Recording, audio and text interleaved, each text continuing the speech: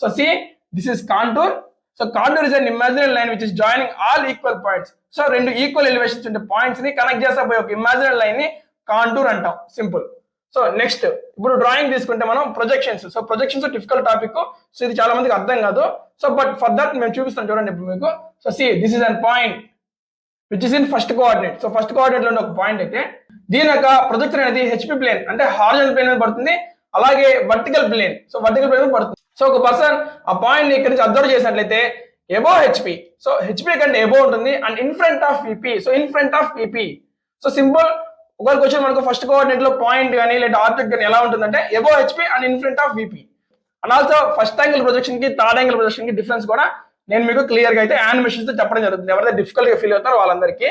And also ఇప్పుడు మీరు mysterious concepts ఏవైతే డిఫికల్ట్ గా ఉన్న ఇరిగేషన్ స్ట్రక్చర్స్ కానీ లేదా cross sections of highways and railways ఇలాంటివి డిఫికల్ట్ టాపిక్స్ ఏవైతే మీకు అర్థం కావట్లేదు వాటిని కూడా మేము యానిమేషన్స్ తో see this is highway. So దీంట్లో లేయర్స్ ఏ విధంగా ఫిల్ చేస్తారో నేను మీకు క్లియర్ గా యానిమేషన్స్ అయితే చెప్పడం జరుగుతుంది. Advanced material. సో 3 సబ్జెక్ట్స్ ఏవైతే drawing plus surveying and also building components and also miscellaneous concepts ఏవైతే మీకు మిస్టేనియస్ కాన్సెప్ట్స్ కి మెటీరియల్ దొరకదో వాటిలో కూడా మేము అడ్వాన్స్డ్ మెటీరియల్ ఇస్తున్నాం.